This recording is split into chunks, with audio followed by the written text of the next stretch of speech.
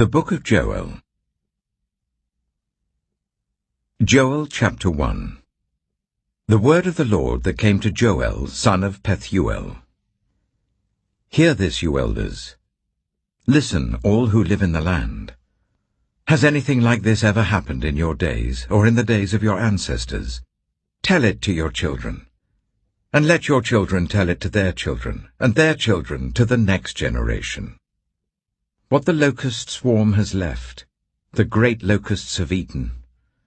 What the great locusts have left, the young locusts have eaten. What the young locusts have left, other locusts have eaten. Wake up, you drunkards, and weep. Wail, all you drinkers of wine. Wail because of the new wine, for it has been snatched from your lips. A nation has invaded my land, a mighty army without number. It has the teeth of a lion, the fangs of a lioness.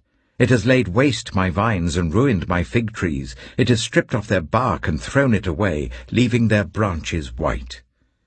Mourn like a virgin in sackcloth, grieving for the betrothed of her youth. Grain offerings and drink offerings are cut off from the house of the Lord. The priests are in mourning, those who minister before the Lord. The fields are ruined, the ground is dried up, the grain is destroyed, the new wine is dried up, the olive oil fails. Despair, you farmers, wail, you vine-growers, grieve for the wheat and the barley, because the harvest of the field is destroyed. The vine is dried up and the fig tree is withered, the pomegranate, the palm and the apple tree, all the trees of the field are dried up. Surely the people's joy is withered away. Put on sackcloth, you priests, and mourn. Wail, you who minister before the altar. Come, spend the night in sackcloth, you who minister before my God. For the grain offerings and drink offerings are withheld from the house of your God. Declare a holy fast. Call a sacred assembly. Summon the elders and all who live in the land to the house of the Lord your God, and cry out to the Lord. Alas for that day! For the day of the Lord is near, and it will come like destruction from the Almighty. Has not the food been cut off before our very eyes? Joy and gladness from the house of our God. The seeds are shriveled beneath the clods. The storehouses are in ruins. The granaries have been broken down, for the grain has dried up. How the cattle moan! The herds mill about, because they have no pasture. Even the flocks of sheep are suffering. To you, Lord, I call. For fire has devoured the pastures in the wilderness, and flames have burned up all the trees of the field. Even the wild animals pant for you. The streams of water have dried up, and fire has devoured the pastures in the wilderness. Joel chapter 2. Blow the trumpet in Zion. Sound the alarm on my holy hill. Let all who live in the land tremble, for the day of the Lord is coming. It is close at hand, a day of darkness and gloom, a day of clouds and blackness. Like dawn spreading across the mountains, a large and mighty army comes, such as never was in ancient times, nor ever will be in ages to come. Before them, fire devours. Behind them, a flame blazes. Before them, the land is like the Garden of Eden. Behind them, a desert waste. Nothing escapes them. They have the appearance of horses. They gallop along like cavalry. With a noise like that of chariots they leap over the mountain tops, like a crackling fire consuming stubble, like a mighty army drawn up for battle. At the sight of them nations are in anguish, every face turns pale. They charge like warriors, they scale walls like soldiers, they all march in line, not swerving from their course. They do not jostle each other, each marches straight ahead. They plunge through defences without breaking ranks. They rush upon the city. They run along the wall. They climb into the houses. Like thieves they enter through the windows. Before them the earth shakes, the heavens tremble, The sun and moon are darkened, and the stars no longer shine. The Lord thunders at the head of his army. His forces are beyond number, and mighty is the army that obeys his command. The day of the Lord is great, it is dreadful. Who can endure it? Even now, declares the Lord, return to me with all your heart, with fasting and weeping and mourning. Rend your heart, and not your garments. Return to the Lord your God, for he is gracious and compassionate, slow to anger and abounding in love, and he relents from sending calamity. Who knows? He may turn and relent and leave behind a blessing, grain offerings and drink offerings for the Lord your God. Blow the trumpet in Zion, declare a holy fast, call a sacred assembly. Gather the people, consecrate the assembly, bring together the elders, gather the children, those nursing at the breast. Let the bridegroom leave his room and the bride her chamber. Let the priests who minister before the Lord weep between the portico and the altar. Let them say, Spare your people, Lord. Do not make your inheritance an object of scorn, a byword among the nations. Why should they say among the peoples, Where is their God? Then the Lord was jealous for his land, and took pity on his people. The Lord replied to them, I am sending you grain, new wine and olive oil, enough to satisfy you fully. Never again will I make you an object of scorn to the nations. I will drive the northern horde far from you, pushing it into a parched and barren land. Its eastern ranks will drown in the Dead Sea, and its western ranks in the Mediterranean Sea, and its stench will go up, its smell will rise. Surely he has done great things. Do not be afraid, land of Judah, be glad and rejoice. Surely the Lord has done great things. Do not be afraid, you wild animals, for the pastures in the wilderness are becoming green. The trees are bearing their fruit. The fig tree and the vine yield their riches. Be glad, people of Zion. Rejoice in the Lord your God. For he has given you the autumn rains because he is faithful.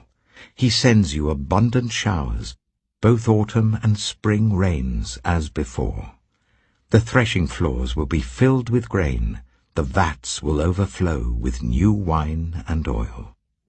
I will repay you for the years the locusts have eaten, the great locust and the young locust, the other locusts and the locust swarm, my great army that I sent among you.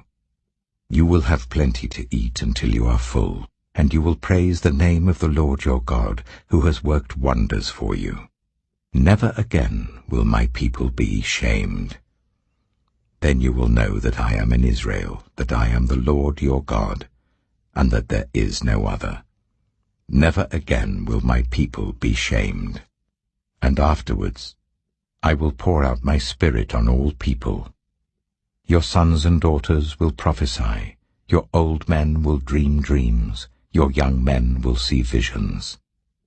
Even on my servants, both men and women, I will pour out my Spirit in those days. I will show wonders in the heavens and on the earth, blood and fire and billows of smoke. The sun will be turned to darkness and the moon to blood before the coming of the great and dreadful day of the Lord. And everyone who calls on the name of the Lord will be saved. For on Mount Zion and in Jerusalem there will be deliverance, as the Lord has said, even among the survivors whom the Lord calls. Joel chapter 3. In those days, and at that time, when I restore the fortunes of Judah and Jerusalem, I will gather all nations and bring them down to the valley of Jehoshaphat. There I will put them on trial for what they did to my inheritance, my people Israel, because they scattered my people among the nations and divided up my land. They cast lots for my people and traded boys for prostitutes. They sold girls for wine to drink. Now, what have you against me? Tyre and Sidon, and all you regions of Philistia? Are you repaying me for something I have done? If you are paying me back, I will swiftly and speedily return on your own heads what you have done.